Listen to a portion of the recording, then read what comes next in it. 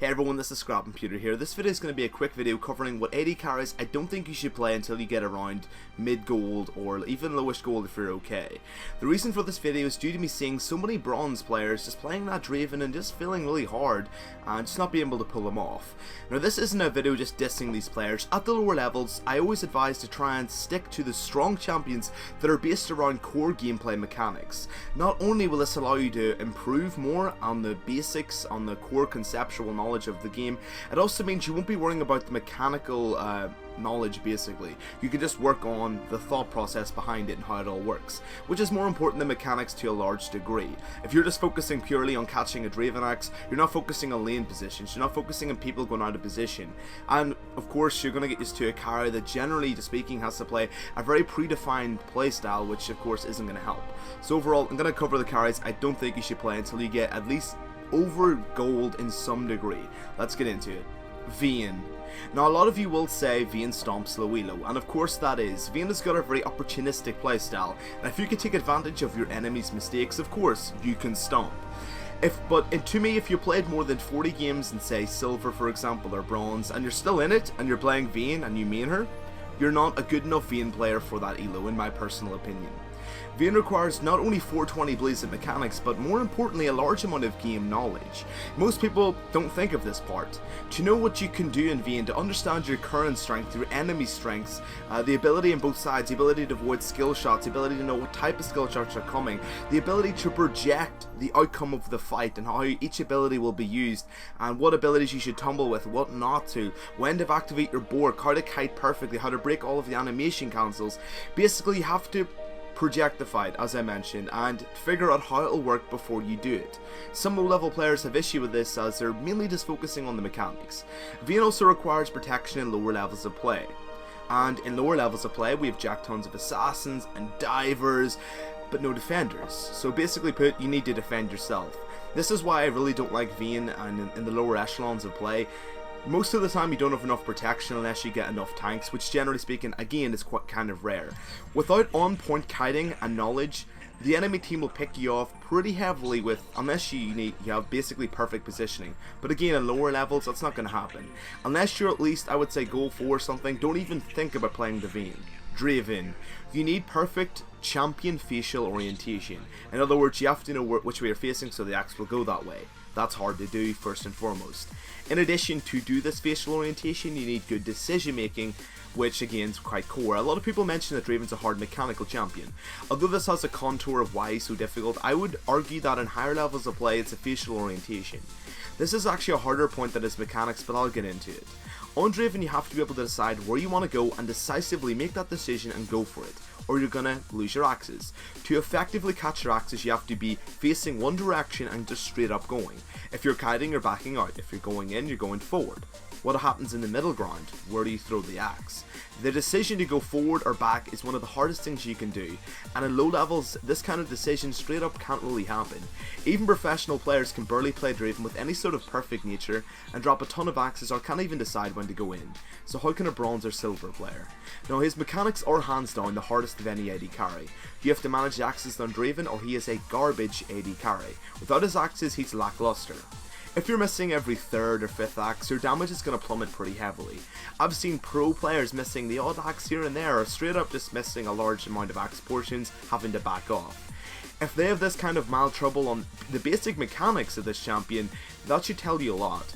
Draven needs to do well start game, and again, in low levels of play this isn't great. The pressure of having to perform to this great extent can really hurt a player who really just hasn't got a huge amount of knowledge or hard mechanics. Draven also needs protection. Once again, the low elos barely provide him any sort of protection at all in terms of composition, and he's pretty immobile. Overall, don't play this champion until you can play him to a high extent or at least get medium gold in my opinion. Kaitlyn. Now a lot of people will be surprised at this. Yes, she is mechanically one of the easiest champions in the game, but you're forgetting one major thing: she's a poke lane bully. Kaitlyn has to punish her lane down heavily and take objectives, poking her enemy the entire time until they're too low to all-in her. This kind of pressure of performing and poking down heavily start game can, for a player that's maybe not necessarily perfect mechanically, can be extremely difficult. Most low level Kates don't do this straight up. Kaitlyn is a horrible AD carry if you're not bullying. She straight up just is. If you're not getting a turret, or at least up 25 CS in the lane as Kaitlyn, you're not playing her perfectly. Kaitlyn is a crap mid-game carry without being fed, and only an okay late-game carry because she's got no attack speed or AD steroid. You have to make an advantage in Kaitlyn. Just farming is not enough. Most players at this level just farm in Kate and don't play her as a poke lane. If you just want to sit back and farm, pick Tristana, Jinx, Kog'Maw for that late game carry potential. In lane, you can get caught out. If you ever get caught out or die, you'll fall behind really heavily. Kaitlyn is not forgiving to falling behind. Again, to a player that's not perfect, this just isn't acceptable. This playstyle is too much of a risk for most low level players. Basically, don't play Kaitlyn until you can bully your enemy out of lane quite easily versus most matchups. Twitch.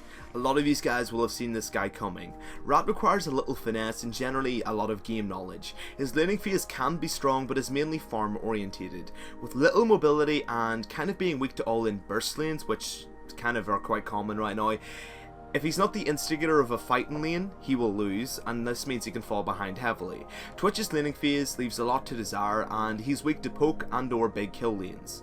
This kind of need to farm pretty heavily can cost him quite a bit. If he falls behind, it can take a good 10-20 minutes to get back into the game. Twitch is all about ambushing his target down.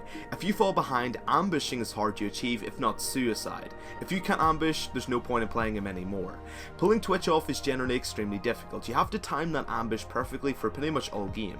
Knowing when to use that Q and when not to is 100% the hardest aspect of Twitch. An example is before a team fight, when do you activate it? In a 5v5 scenario when you're on your team with TeamSpeak or something, that's okay, they'll tell you, but in solo queue, not so much. Without the attack speed of his Q, he has no hard steroid, which basically means he's got good damage but no amplifier, which puts him behind.